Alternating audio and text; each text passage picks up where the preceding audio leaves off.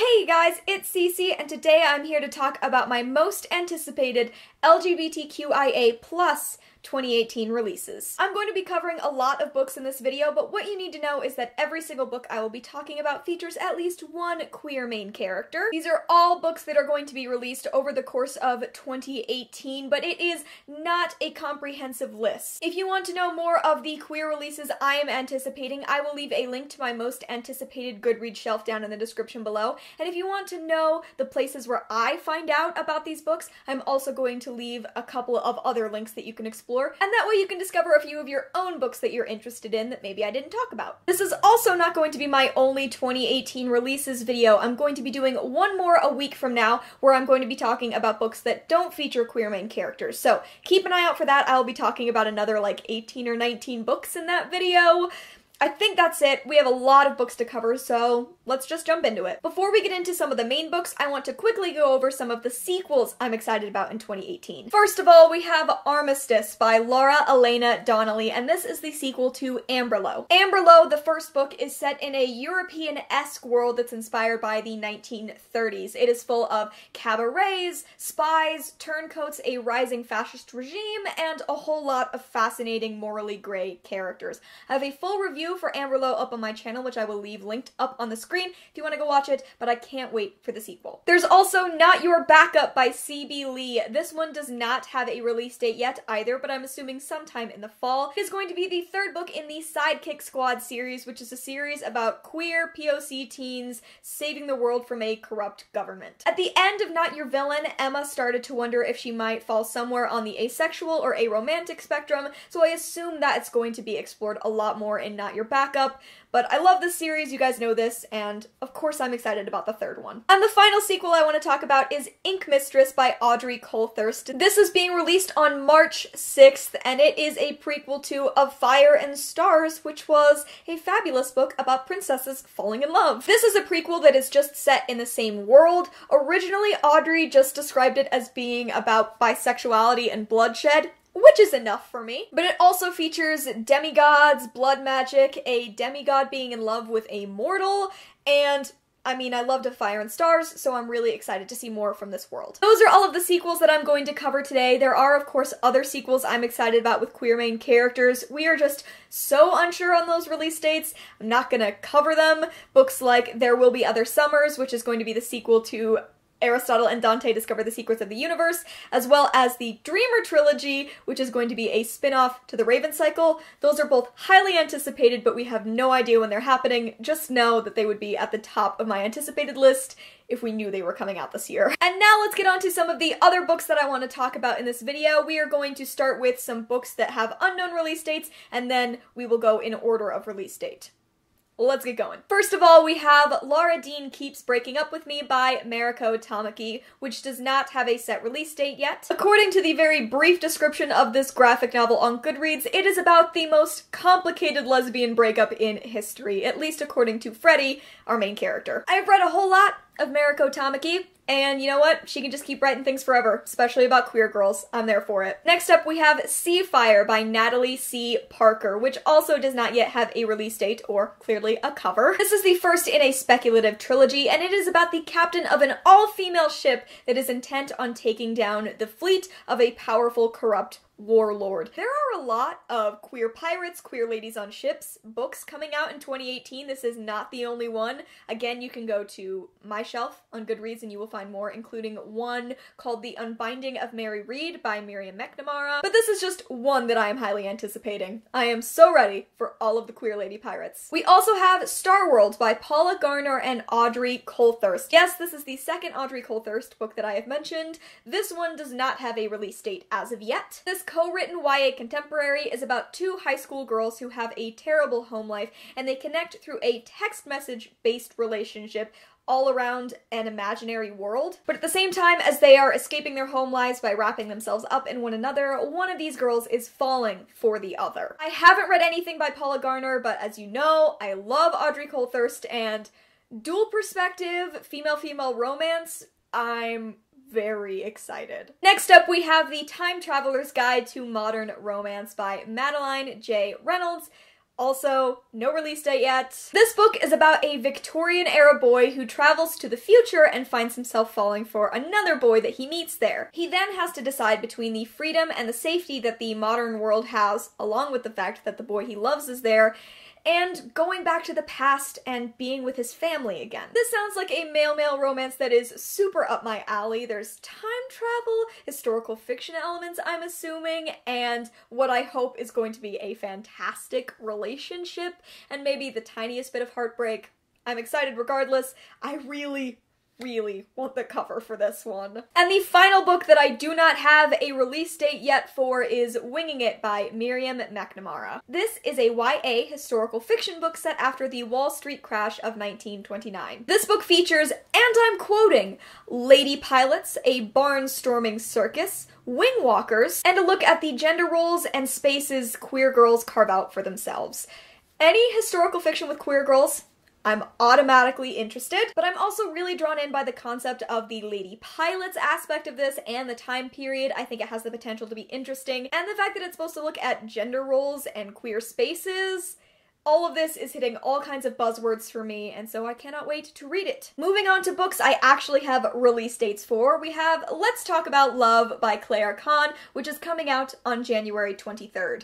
So soon! This is an Own Voices book about a black, biromantic, asexual girl. After Alice's girlfriend dumps her when she finds out that she's asexual, Alice decides that she's done with dating, at least until she meets Takumi. Her summer full of binging her favorite TV shows and working at the library is totally thrown off kilter as she is kind of swept off her feet by romance again. This is getting some fantastic early reviews. It also features one of my favorite covers of any of the 2018 releases. It just makes me so happy to see black girls on the covers of books being fabulous, and I can't wait to read this. Next we have Reign of the Fallen by Sarah Glenn Marsh, and this is also being released on January 23rd. Reign of the Fallen is about a master necromancer named Odessa who is tasked with raising nobility from the dead. But there is one key rule with necromancy. Whoever is brought back from the dead must remain shrouded. If any inch of their skin is not shrouded, they become shades, these sort of zombie-like monsters. When more and more shades begin attacking, Odessa fears a conspiracy that will bring the world to its knees,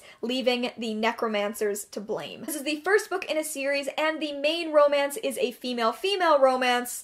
I think that this has a ton of potential, and I'm really excited because I believe an arc for me is in the mail. So hopefully I will be reading this book sooner rather than later, but if you're looking out for it, January 23rd, that's when you can get your hands on it. Moving on, we have The Dangerous Art of Blending In by Angelo Sermelis, which comes out on January 30th. This book is about a 17-year-old Greek boy named Evan who feels very unseen. Feeling isolated and scared, his only comfort is going to a nearby abandoned church and drawing. Over the summer, Evan's best friend Henry has become devastatingly attractive. He's also the only person who makes Evan feel like he's worthwhile. I can handle reading about one sad queer book a year. That's just as much as my gay heart can handle.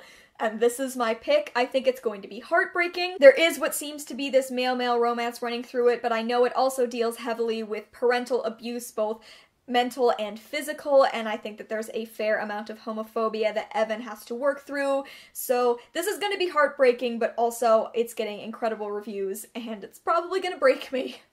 But I'm excited. Next up, The Apocalypse of Elena Mendoza by Sean David Hutchinson, which is being released on February 6th. I have already talked a ton about this book, which is about Elena Mendoza, the product of a virgin birth who has the ability to perform miracles. He also has a crush on a girl named Freddie, so end of the world, miracles, queer ladies, that's everything that's going on in Elena Mendoza, and I'm going to be reading it soon. It's on my January TBR, and you can look out for it on February 6th, and I think you should, because Sean David Hutchinson is an incredible author, and this is just bound to be wonderful. Moving on to All Out, the no longer secret stories of queer teens through the ages, which is an anthology edited by Sandra Mitchell, being released on February 27th. I have been anticipating this book since it was first announced. Actually, I was an intern at the agent's office when this was announced, so like, very beginning. I was there, and now it's gonna exist! This is an anthology of queer historical fiction stories by queer authors. It is going to contain a wide variety of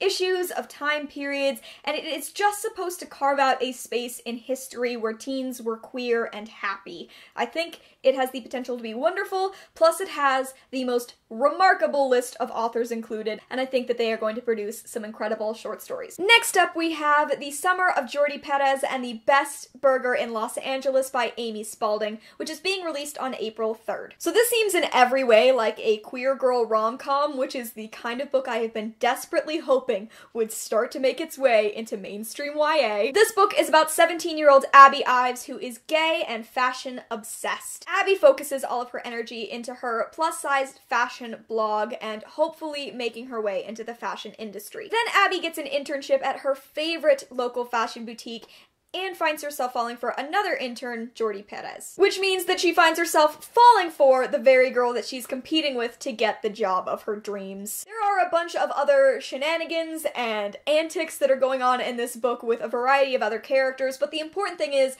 female-female romance that just sounds like a rom-com.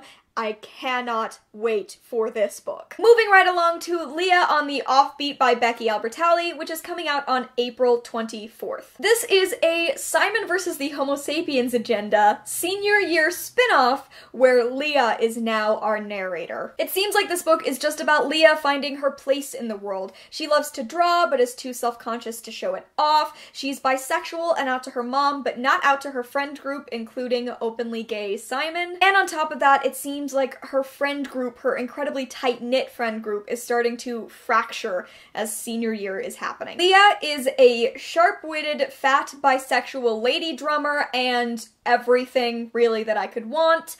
Like I said, I love Becky Albertalli, so I can't wait to read this one and continue to fall in love with her writing and this, universe of Simon characters. Next up is Out of the Blue by Sophie Cameron, which is going to be released on May 15th. Only 10 days after Jaya Mackenzie's mother dies, angels start to fall from the sky. While the rest of her family falls into an obsession with catching one of these angels alive, Jaya is struggling on her own to deal with the grief left by her mother's death. That is, until her best friend disappears and an angel, a live angel, falls at Jaya's feet. For a while, I wasn't sure where the queer element of this book came in. It kept being on lists and not explaining what about it was queer, until I finally found a beautifully detailed review. Thank you, reviewer, for telling me why this book is queer. According to this reviewer, this book features a disabled bisexual main character falling for a POC lesbian main character.